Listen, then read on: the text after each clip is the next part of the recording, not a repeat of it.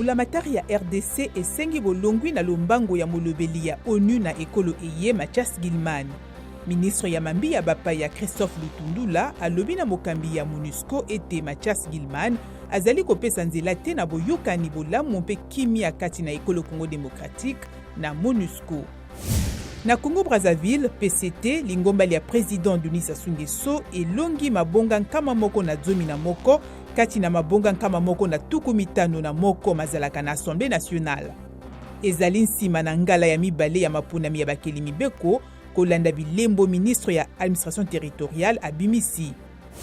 Mali epesi ngonga tuku sambo na mibale mpo ete mampinga manso mamboka ya bapaya malongwa na base ezalaka na libanda ya mpepo ya Bamako. Motindo mwango mopesami mwa bamposo nsima na bokangami ya basoda ntuku mine na libwa ya Côte d'Ivoire baye bazalaki na bazi yango. Club ya Italie ya Naples elingi lisusu te kozwa basani ya ndembo ya Afrika mpo bakendeke kobeta na CAN. Naples ekozwa kaka basani ya sika na Afrika soki bapesi elaka ya kobeta te na momekano ya Coupe d'Afrique des Nations.